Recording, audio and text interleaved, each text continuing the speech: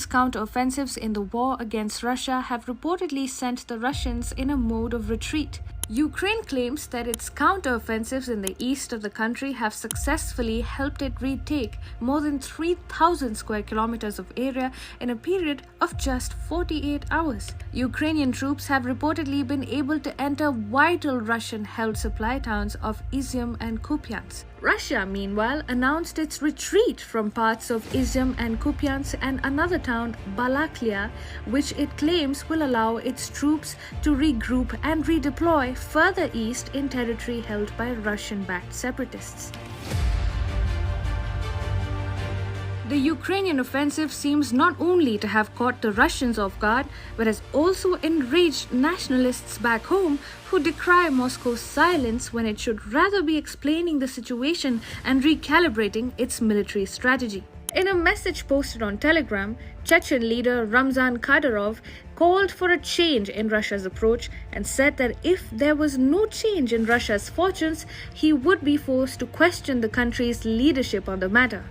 Kadyrov is a staunch supporter of President Vladimir Putin but has not shied away from questioning the country's military strategy. The loss of Izium in the Kharkiv region is a huge strategic loss for the Russian military. Izium is seen as a gateway to Donbas, the Russian-speaking area in the east, which is Russia's biggest priority in the war. It is also a crucial passage to the Black Sea. Russia held this key town for 6 months until the Ukrainian counterattack. And while they were there, the Russians were using it as a launchpad to carry out strikes in Donbas and as a logistics base to send supplies to the troops. Kupiansk, which is further north, was a major railway station ensuring supplies to Izium. Once Kupiansk fell, it was only a matter of hours before the Russians retreated from Izium. It would be too soon to say that the Russians have accepted defeat or are sitting ducks in the face of the Ukrainian advance. The loss of face for Russia has raised the stakes in the war.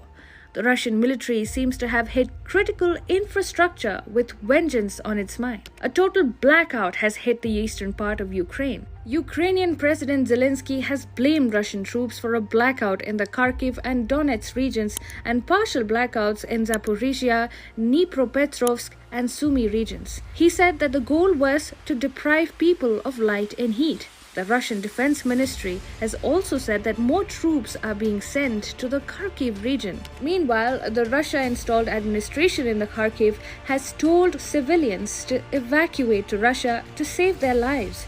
The governor of the Belgorod border region in Russia has claimed that thousands of people have crossed over.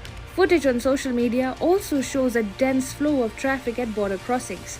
Russia still holds 1/5 of Ukraine, and it appears that far from being over, the war has just heated up to a new level as the Ukrainians brace for a possible Russian counteroffensive building up in the days to come. Do you think Russia will react violently to make up for losses